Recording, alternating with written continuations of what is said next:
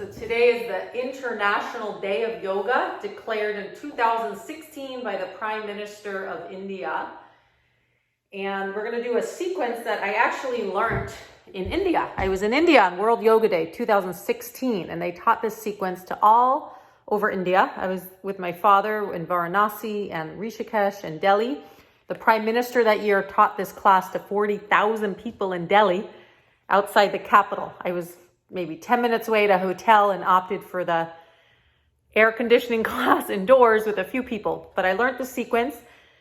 I can send any of it as well. It's a 54-page PDF. This is from 2016, but each year they update it.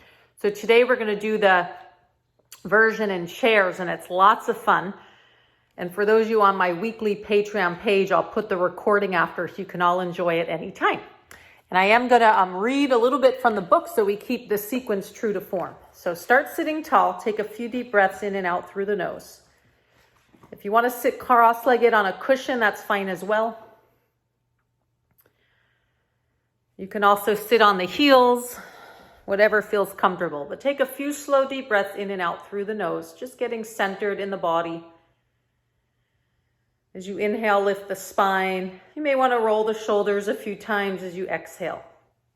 You can shake the head out no and yes, and just feel the head centered over the spine. And I'm going to begin by reading the message from the Prime Minister of India, Narendra Modi, that he discussed with the United Nations in 2014, when the United Nations declared this the International Day of Yoga, and why. And this is inspiration and a reminder for all of us to keep up with our daily practice.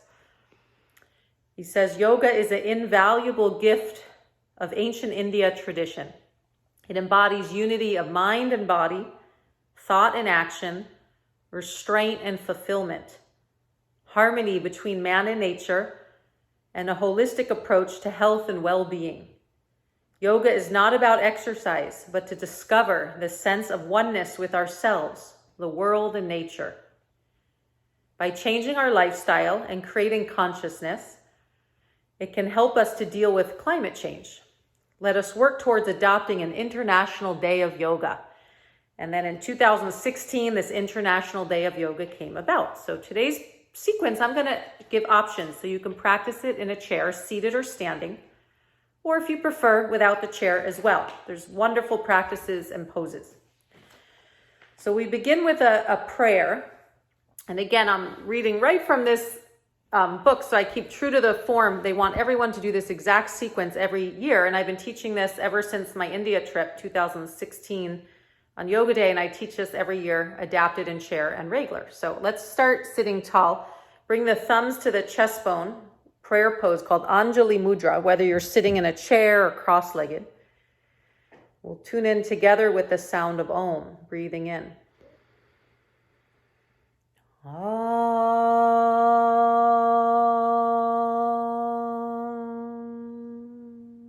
The Sankalpa is an intention for the practice or prayer for today. To the India World Yoga Day says we want to start with a prayer or prayerful mood to enhance the benefits of practice. I'll repeat the English today.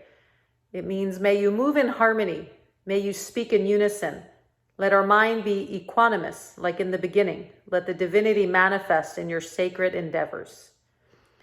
How yoga can help us, they say, it is beneficial for physical fitness, musculoskeletal functioning, and cardiovascular health.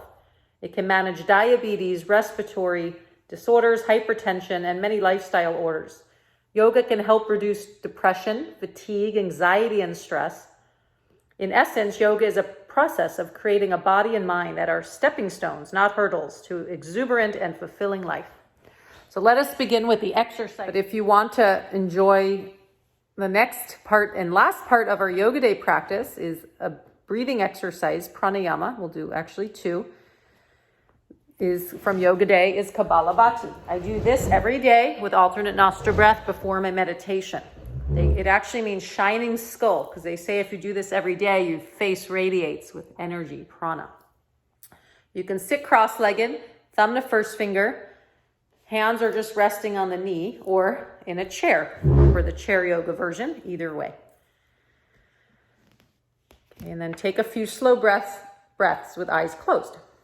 This is going to be exhale through the nose, kind of forcefully. Navel pulls into spine as you exhale.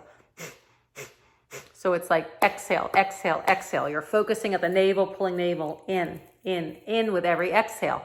You can imagine you have a feather at the tip of the nose and you're blowing it away.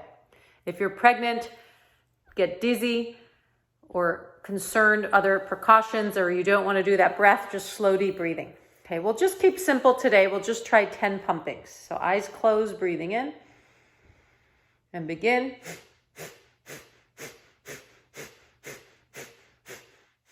Long breath out, and now just take slow, deep breaths.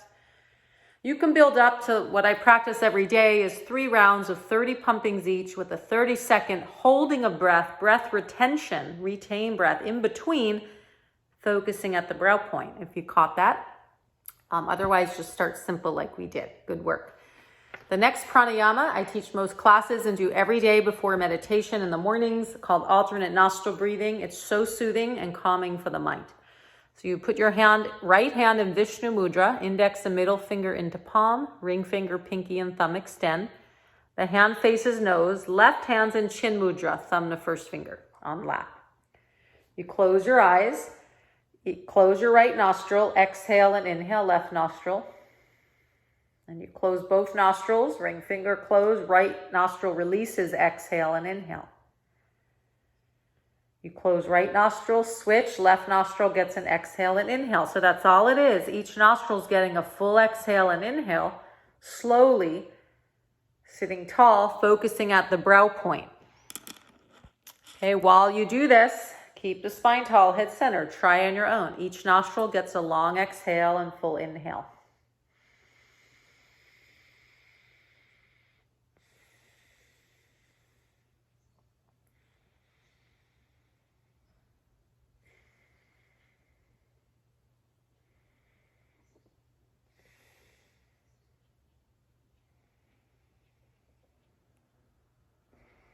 There's different variations. You can make your exhale twice as long as the inhale. I usually do that. Count 4 seconds in, 8 seconds out.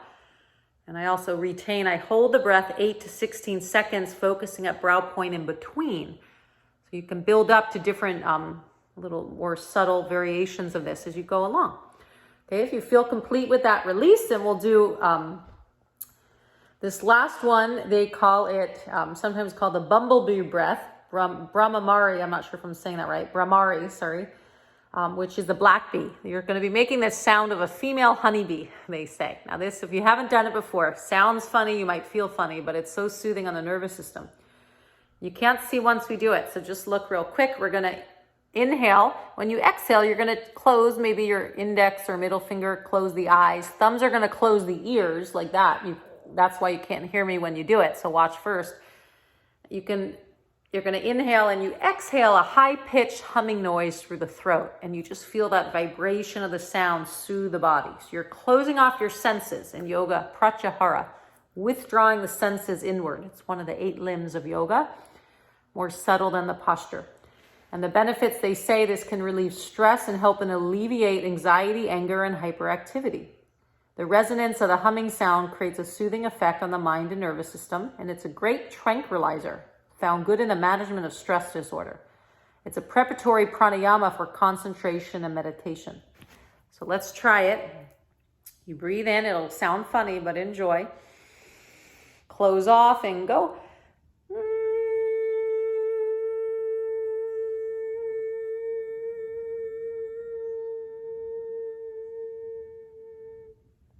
When you're done, lower your hands, thumb to first finger, close the eyes. Enjoy the last part of our practice. Some say the most important part is dhyana, meditation. So just close your eyes, simply observe the breath, sitting in stillness, cross-legged or in a chair.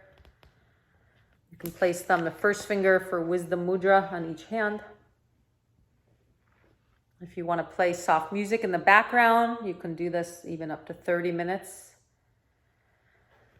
Or use a mantra silently, such as Om on inhale, Om on exhale, repeating any universal mantra. On the Yoga Day, World Yoga Day, they actually have a government branch for Ayurveda and yoga that promotes yoga. They say meditation is the most important component of yoga practice. It helps the practitioner to eliminate negative emotions like fear, anger, depression, anxiety, and to develop positive emotions. It keeps the mind calm and quiet, increases concentration, memory, clarity of thought, and willpower. It rejuvenates the whole body and mind, giving proper rest. Meditation leads to self-realization.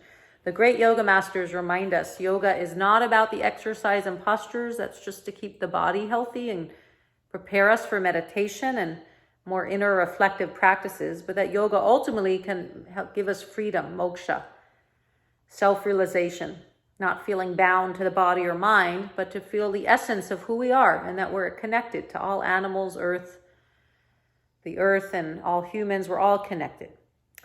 So feel free to meditate longer. I'm going to end with the Sankalpa, the end of yoga practice intention. Sankalpa is Sanskrit for intention on Yoga Day. So beautiful. You can repeat silently with me if this resonates. It says, I commit to make myself into a healthy, peaceful, joyful, and loving human being. Through every action of mine, I will strive to create a peaceful and loving atmosphere around me. I strive to break the limitations of who I am right now and include the entire world as my own. I recognize the kinship of my own life with every other life. I recognize the unity of all there is. And the ending prayer, the mantra in Sanskrit, translates to, may all become happy. May all be free from illness. May all see what is auspicious. May no one suffer. Om, peace, peace, peace. And if we do our own yoga, we'll have less suffering for our own bodies and minds, and then we can help other people suffer less, or perhaps the animals, if we can stop eating them. Part of yoga practice too is the yoga diet. And I'm going to chant that last one in Sanskrit. You're welcome to join in, and I may not have the perfect Sanskrit accent or even close, but it's part intention as well. You can close your eyes, enjoy the breath, or join in if you know this. Sarve bhavantu sukhinaha, sarve santu niramaya, sarve bandrani pashyantu, ma kashit dukhabhag bhavet, om shanti shanti shantihi, om peace, peace, peace, peace.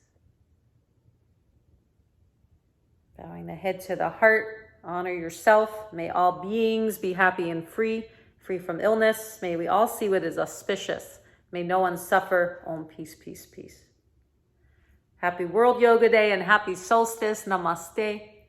For those of you that take my weekly Monday chair yoga class and in my online chair yoga teacher training that invites you to take that Zoom Monday class, I will post this recording. And sorry for the technical difficulties today that couldn't get you on Zoom. But I hope if you didn't catch this live stream, you'll enjoy it anytime today or every day, because every day is Yoga Day. Namaste.